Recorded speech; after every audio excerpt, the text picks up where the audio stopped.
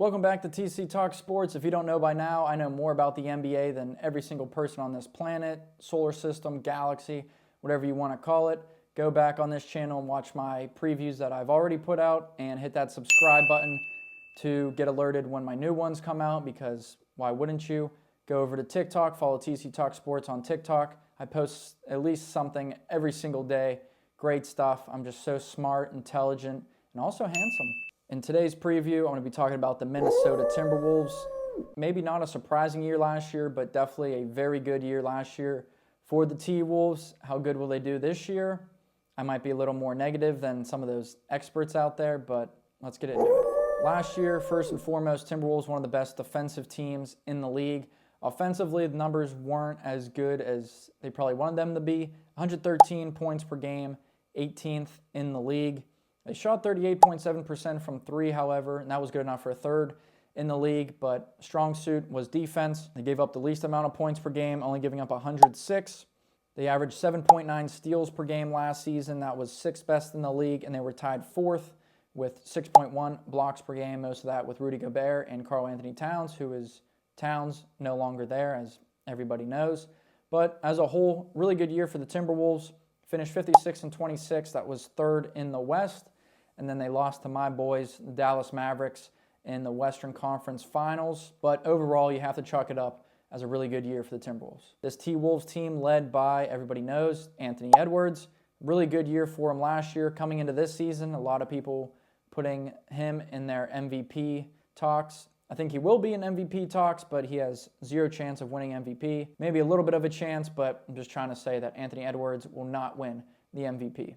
But a career year for him last year. He averaged 25.9 points per game. That was tied 11th in the league overall. Shot 35.7% from three. Definitely not as high of a percentage as he would like that number to be at. He's going to be similar to that number this year, maybe a little bit higher, closer to 36.5, maybe a little lower, closer to 34. He's going to take a lot of threes this year, predicting probably like 8 threes per game, maybe a little higher, because I think he definitely wants to show out this season and try to will this team into a deep playoff run, which I don't think they'll have, but as a team, my full prediction, that's at the end of this video, and you're definitely going to want to keep watching for that. Along with that big scoring number, Ant also setting a career high with 5.1 assists per game, also brought in 5.4 rebounds per game. I mean, a really good year for him. He's a really good player. There's no debating that. I just don't think he's going to have a fantastic year this year. That's just me. He's going to have to be taking a lot of shots, might have some bad shooting nights overall that are ultimately going to hurt this team. But Anthony Edwards, good player. Rudy Gobert, important piece for this team, but he's just not a good basketball player, I don't think. Averaged 14 points per game and 12.9 rebounds per game. That was second best in the league. I mean, that's his thing. He can't really score from anywhere outside of that painted area. He brings in rebounds, blocks a lot of shots, though. 2.1 last year, winning Defensive Player of the Year. I think it should have went to Wemby, but that's whatever. That's all Gobert does. Stays in the paint, scores down low, rebounds, and blocks shots. I need to apologize. I think in my Sacramento Kings team preview, which you can go back and watch on this channel now, I said that Malik Monk won Sixth Man of the Year. That is not true. I'm sorry. I apologize. The actual winner was Naz Reid, who throughout the season last year became a casual and typical NBA fan favorite.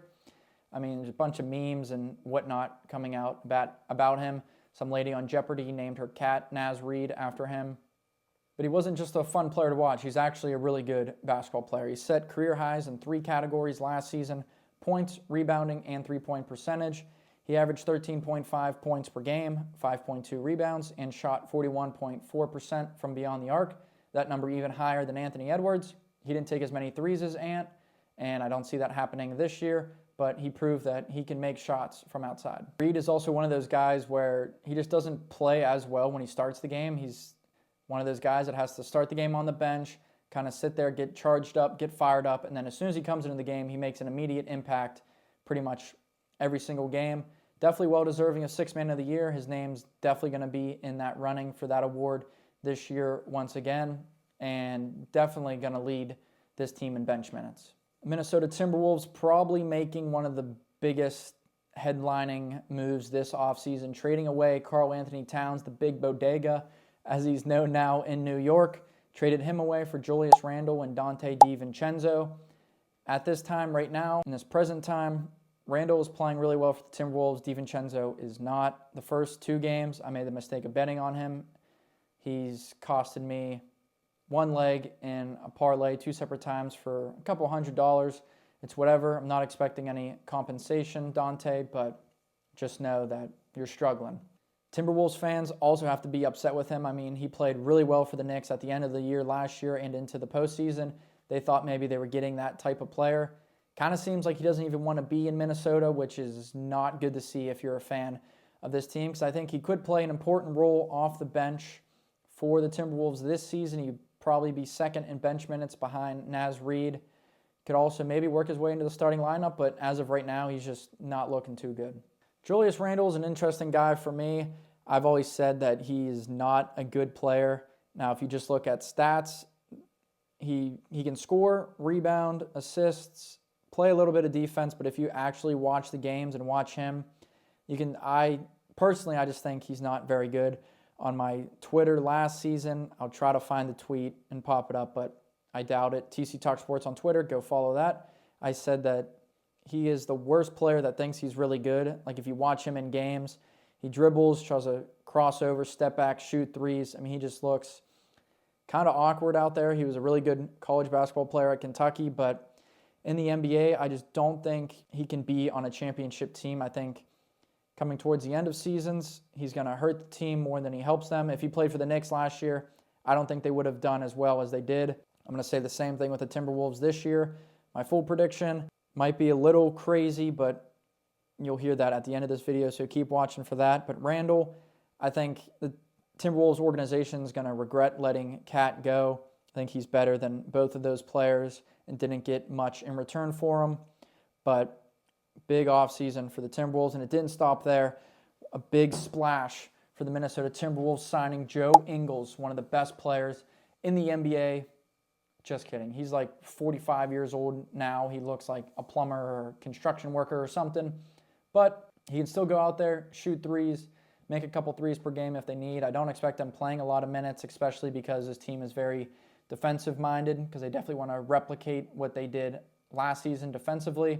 Ingles, not a good defender. He's just older, slower, but he can still knock down threes if they need him to.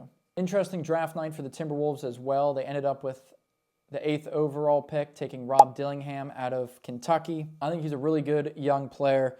He was all SEC second team last season, averaged 15.2 points per game, 3.9 assists, and shot 44.4% from beyond the arc. I don't think he's going to get a lot of minutes this season for the Timberwolves.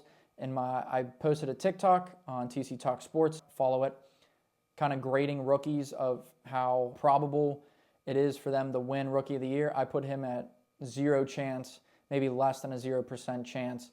Not that he's not a good player, because I think he is a really good player. He balled out at Kentucky last year. He's just not going to get a lot of opportunity. I don't see him playing more than double-digit minutes per game. There's going to be games this year where he doesn't even touch the floor. In order to win Rookie of the Year, you have to be available and have to put up numbers. I just don't see him doing that. With the 27th overall pick, the Timberwolves took Terrence Shannon out of Illinois, one of my favorite players to watch. Last season, he was a beast in the Big Ten tournament. He was a beast in March Madness. Little up there in age, one of the older players in college basketball. That was his 5th year last year, but he's really good, and he can score the ball from anywhere. He was 3rd in the NCAA last season with 23 points per game. He's about 6'5", 6'6", big wingspan though. He's a good on-ball defender, and I think that's going to earn him minutes for this Minnesota team. I put him in my sort of kind of maybe category to win Rookie of the Year on that TikTok on TC Talk Sports. Go follow, because I think he's going to get more minutes than some of the other guys on that bench, but I don't see him playing too much. But when he's out there, I think he's going to make an impact on the perimeter defense, playing well there, and then he's also going to get his on the offensive side, because that dude can just score, shooting, driving. He can do it all. Same with Dillingham, running in the open floor, making passes. I think he's going to be more of a ball distributor, and his assist numbers might be a little higher, because when he's in the open floor, he makes good passes. He can also drive to the rim. But I think overall, two really good draft picks for the Timberwolves, and I think they both can develop into good NBA players in the future. My player to watch, Nickeil Alexander-Walker, 6'5", 192, not the biggest guy, but he's a good wing player. He can shoot and defend out on the perimeter. He played all 82 games last season, 8 points per game, 39% from three. I guarantee that number is going to be higher this year, probably closer to 41, 42%. Mark that one down. Alexander Walker is going to have a good shooting year this year. Also dished out 2.5 assists and 0.8 steals per game. As I said, a good perimeter defender, and I think that's going to earn him minutes.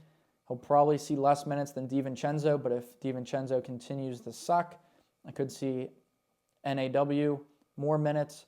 Naz Reid's going to lead this team with bench minutes, but Alexander Walker is definitely going to be a good player this year, and you're going to want to keep your eye out for him.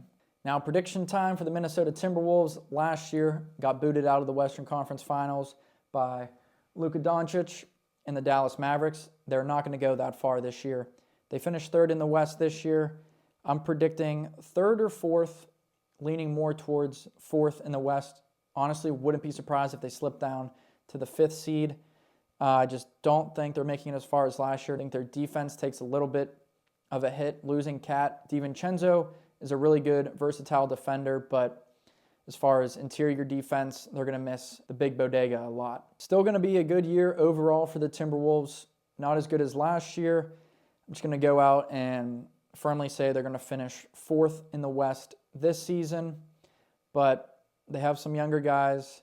Anthony Edwards, I think, might just play inconsistent at some times. A lot of people think he's going to win MVP. I don't think he will, and I think he's going to hurt his team at some points this season. Fourth in the West for the Timberwolves. That's it. Anthony Edwards is not winning MVP.